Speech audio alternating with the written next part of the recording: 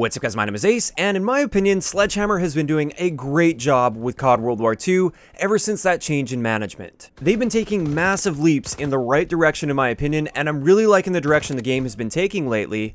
However, there's a few things that I feel are still missing with this game that I would really like to see. The tone of this video isn't meant to seem ungrateful by any means. Like I said, I really like what they've been doing with this game. It's more so, you're doing a great job, but here's a couple things that I feel are still missing and would make the game a much more well-rounded experience overall. Keep in mind with this video, I'm going to be trying to focus more on the bigger picture things. I'm not going to be getting into things like weapon balance or my thoughts on requisitions or anything along those lines. It's more so just big picture things that I personally feel would improve the game significantly if they were added or changed.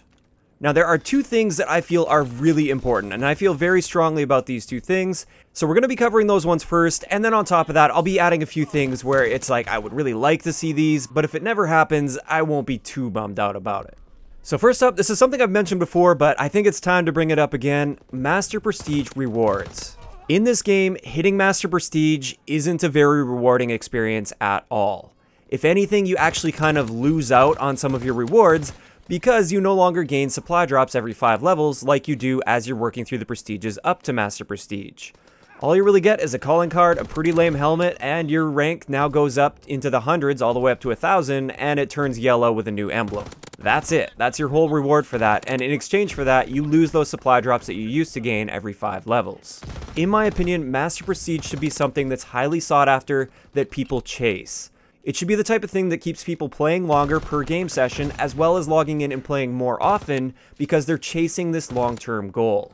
As it is right now, there's not much to really chase. It's more so just something that happens along the way as you play the game. And as a result, I feel a lot of people have dropped out of even trying to do that, which means their playtime isn't going to be as long because they're not really chasing anything, they're just kind of playing for the sake of playing. And for a lot of people that have already reached Master Prestige, it's just gotten kind of boring and stale for them, and they don't really have any of those rewards that keep them coming back for more. It seems like kind of a no-brainer to me. There should be long-term rewards that keep people hooked and coming back for more day after day and putting in more time per play session. I've seen some people say that they're just trying to hold back those rewards and lock them in supply drops, and that it's all about supply drop sales. They don't care about player retention. This argument doesn't make any sense to me, because if people are fading away due to a lack of incentives, there's no reason for them to grind up to Master Prestige, there's no carrot on the stick that they're chasing for a long-term goal. If those people fade away, they're obviously not buying supply drops. If you provide good long-term rewards and incentives for people to continue putting in the time and playing the game, you increase player retention and the overall active player base, and an increase to the active player base means an increase to supply drop sales. So this is why reaching something like Master Prestige, or even continuing through the Master Prestige levels, should be something that's highly sought after and actually rewarding when you finally reach that.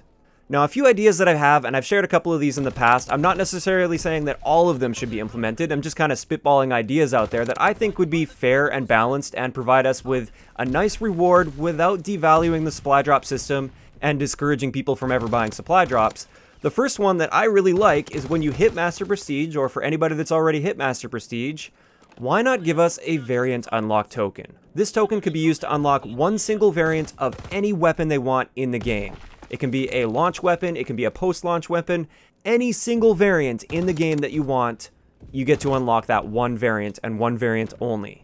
That would be something that would keep people hooked in the game and really investing the time. They would chase that reward. And since it's just one single variant, I don't think it would really take away from the supply drop system. I think it would still be a net gain to the supply drop system because of that increase in player retention and the overall active player base. Another idea is just give us something to use those unlock tokens on. As you go through the Master Prestige levels, you continue to get those unlock tokens every time you level up, but there's literally nothing you can spend them on because you have everything on your classes unlocked already. So why not make it where if you're in the Master Prestige ranks, you can spend 50 of those or 100 of those on a bribe of some sort, like an epic bribe or a heroic bribe. That's not an extremely big reward that completely takes away from the supply drop system by any means, because as it is right now with contracts and stuff, they often give those out for just playing like 100 or 150 games or something along those lines. And going through 50 or even 100 Master Prestige ranks, that takes quite a bit more time than just 100 games. Like, that's a pretty long amount of playtime that goes into that. I think the least that could be done is award something like a bribe for that. It's not like it would be some massive amazing reward, but it would at least be some sort of milestone that you can be aiming for, and there'd be a reason to aim for that milestone.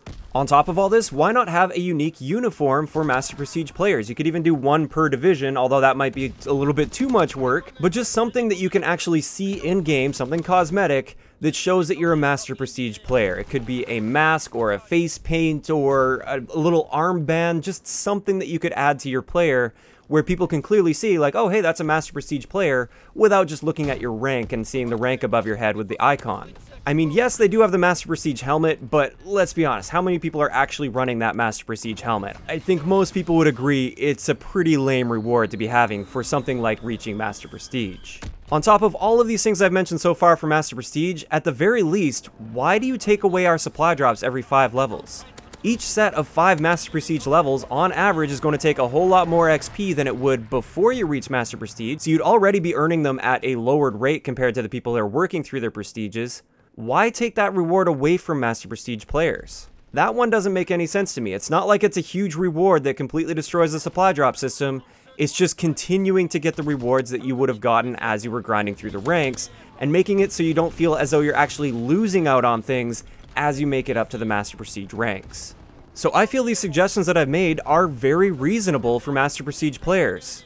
I think these sorts of things are the absolute least you could do to give back to the players that have dedicated, for most people at least that have reached Master Prestige. We're looking at 8+ days of gameplay time within the past, 7 or 8 months now? These people have dedicated literally days and days and days of playtime into the game. Why not give them some rewards instead of just taking those rewards away from them that they were getting as they were grinding towards this rank? It doesn't make any sense to me to not be rewarding these players and incentivizing people to continue playing the game and chase those rewards. It seems like a win-win situation to me with no downside to Sledgehammer, so why not give your most dedicated players something to work towards? So that's the number one thing that I feel is still missing from CoD World War II, and I really feel like something needs to be done here. This one is the most important to me by far, but let's get into the second one that I said at the beginning that I think is really important for them to add, and this is a medals page. It seems so simple, and it's something that we've had for many years now in Call of Duty, but for whatever reason, it just doesn't exist in CoD World War II.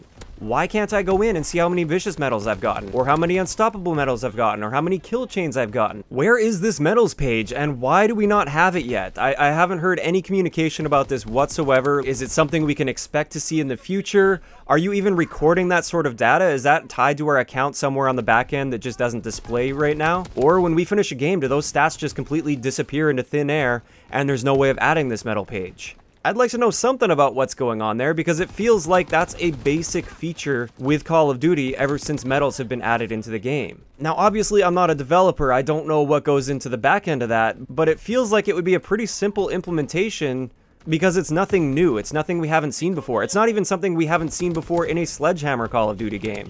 Advanced Warfare had it just fine. What's holding them back from bringing it to CoD World War II, and why have we heard nothing about it yet? Now admittedly, it's not nearly as important as something like Master Prestige rewards, but like I said, it just seems like it's such a basic feature that we've seen absolutely nothing about, and I just find that to be a little bit frustrating. So like I said, those are the two big things that I feel are missing at the moment. These are things where if they don't get added to the game, I'm actually going to be pretty disappointed about that. I'm going to be pretty bummed out about that. Now let's just go over a couple other things that, like I said at the beginning of the video, these are things that, like, if they never got added, I'd be like a little bit bummed out, but it wouldn't be a big deal to me. I wouldn't be losing any sleep over it or anything.